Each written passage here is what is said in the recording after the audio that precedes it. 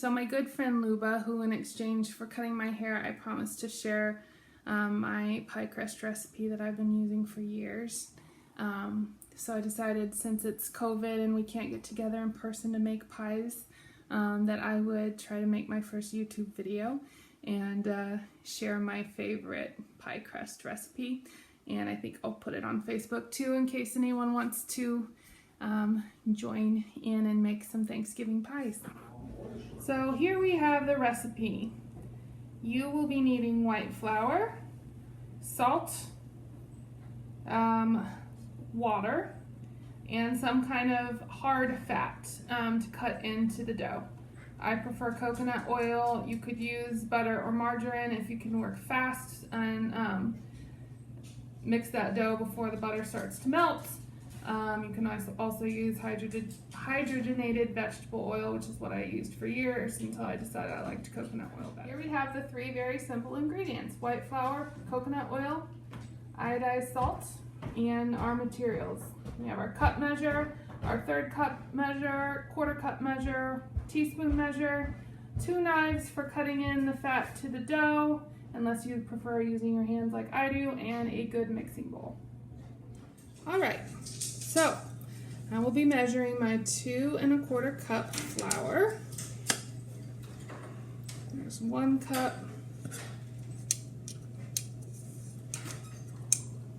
Here's 2 cup, quarter cup measure, quarter cup. I'll be measuring out my 1 teaspoon salt.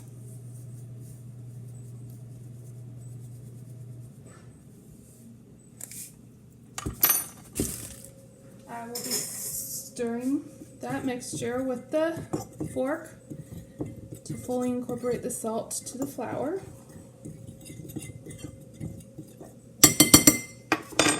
And then I will be taking my 3rd cup measure, taking a level 3rd cup of the flour mixture out, adding it back to my cup measure. Then I'm going to head over to my water filter.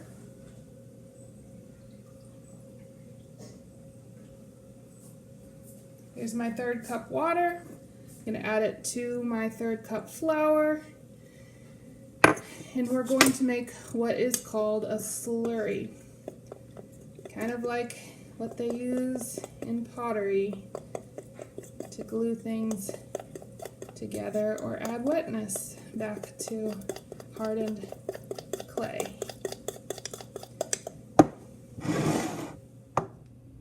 Here's what the consistency of the slurry should be like. Kind of like wallpaper paste. And you can just set that to the side. Now we are going to be adding our fat to the flour salt mixture. You need a 3/4 cup of fat, and it might depend on if your coconut oil is hard or kind of soft. If you have a chance to kind of microwave it or let it stand by a pot that's warming up to kind of get not liquefied but softer, it'll be easier.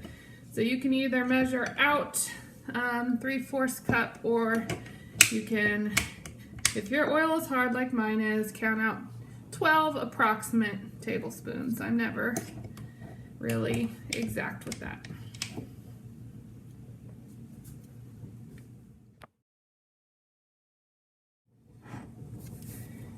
Okay, so now all the oil is added, and now comes my favorite part. So cutting the oil into the flour. You can either use knives to literally kind of go like this, or if you like to be messy, you can just get on in there with your hands and start squeezing and pressing down the oil. What you're looking for is the consistency of kind of like breadcrumby sized bits of fat incorporated into the flour. There should not be big lumps, and again, you're not going to be able to fully incorporate it, and you don't want to because the fat is hard and it will kind of spread out and make your pie crust crispy when it's time. So here's what it should look like once you're done cutting in the fat. Kind of crumbly and dry. After that, we're going to add the slurry. All right, so now I'm going to go ahead and add that slurry.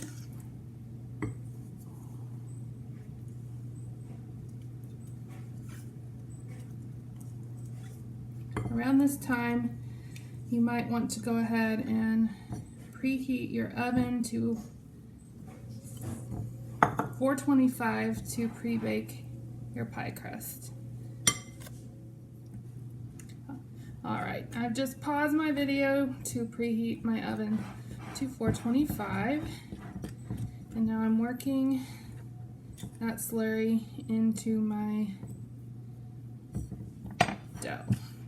Again, because this is kind of a dry dough, I prefer to use my hands. It's hard to have a feel for whether the slurry was enough wetness until you can kind of feel it with your hands. I also do not have a KitchenAid mixer, so perhaps if I had one of those, I would be able to tell from the way it was mixing if it was wet enough or if I needed to add a little bit of water or fat to make it the right consistency, but it looks like this is going to be pretty good.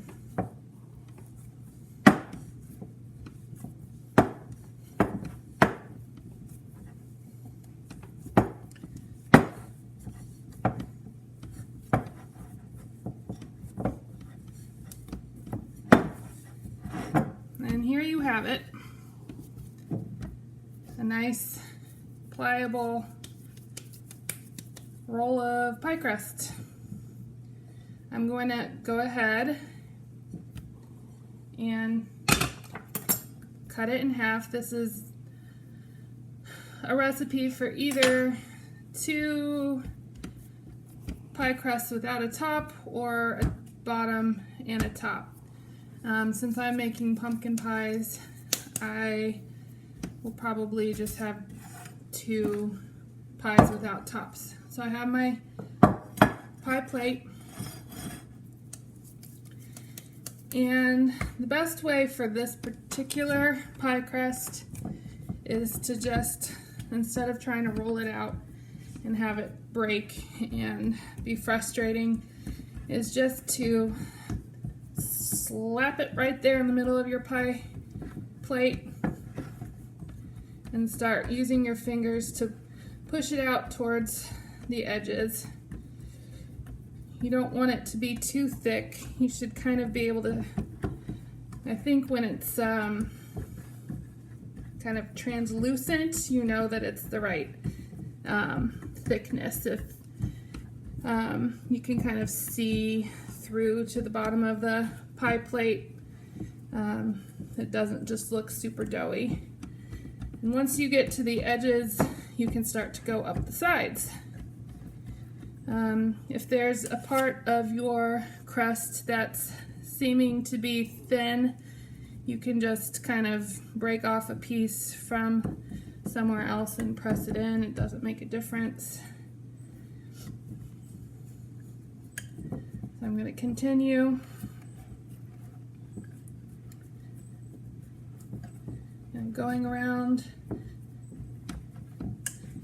trying to bring the crust up higher and higher so I can have lots of room for filling.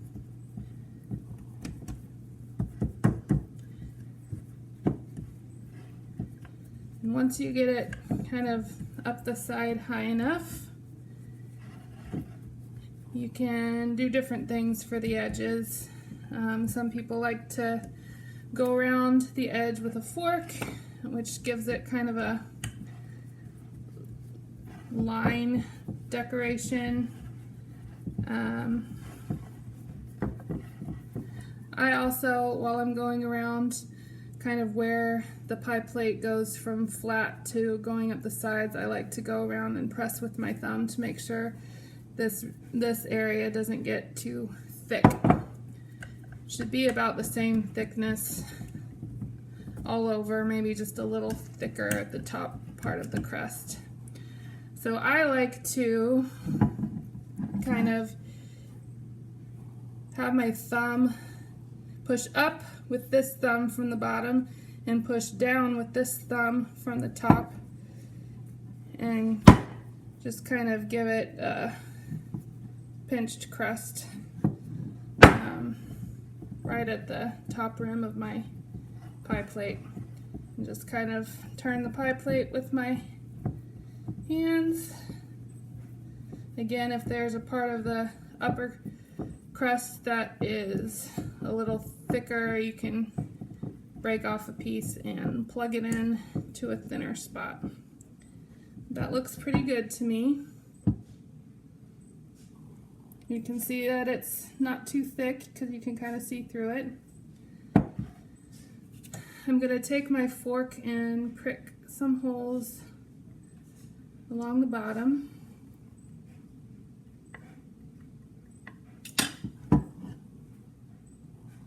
You can see that. Then I'm going to pause my video and get a little more coconut oil, some beans that are throwaway beans, you won't be able to use them again, and some aluminum foil. Alright, I have my piece of foil. I'm just going to kind of get my hands oily from the coconut jar and smear it around the foil so that it won't stick to your pie crust.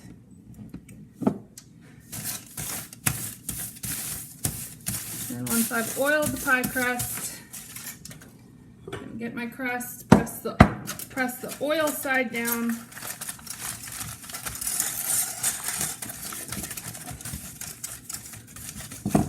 till it looks like this. And then I've got my pie beans. I'm going to just dump them in, kind of press them down. And I'm going to bake this pie crust at 425.